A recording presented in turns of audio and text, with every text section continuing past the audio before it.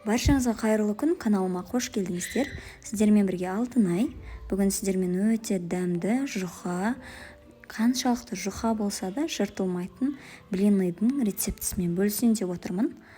Міндетті түрде видеоны өткізбей соңына дейін қарап, каналыма тіркеліп, жанындағы қоңырау белгісін міндетті түрде басып қойыңыздар. Бізге қажетті заттарды описаниеде көрсететін боламын толықтай. Алдымен ыдысқа 3 жұмыртқаны шағып, оның үстіне жарты шай қасық тұзды салып, венчиктің көмегімен жақсылап араластырып аламыз.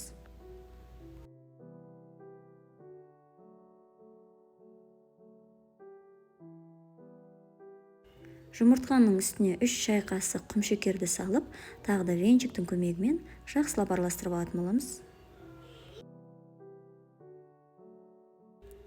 Оның үстіне 250 грамм сүтті құйып, бір келкі болғанша тағы да араластырып аламыз.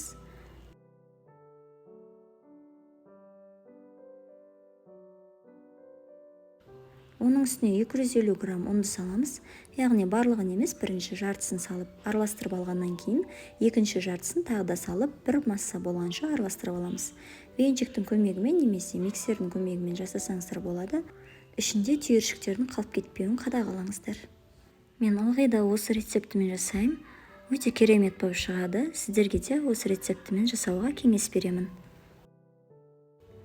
Бір келкі масса болғаннан кейін, оның үстіне 250 грамм кипяток және 3 ас қасық сұйық майды құйып, жақсылап бір келкі болғанша тағы да араластырып аламыз.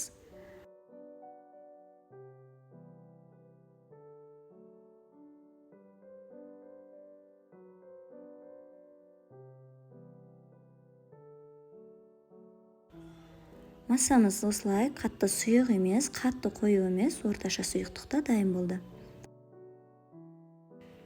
Қызып тұрған табаға бір ожау сұйықтықты құйып, осылай екі жағы бірдей қызарғанша барлығын пісіріп алатын боламыз. Рецептілер ұнап жатса, каналыма тіркеліп, лайк басып, комментарий қалдыра кетіңіздер. Және міндетті түрде қасындағы қоңырау белгісін қосып қойыңыздар, себебі менде шыққан әрбір жаңа рецептілерден қалып кетпес үшін. Осылай тәрелкеге салып аламыз, және осының ішіне салма салып ұсынсаңыздар да болады.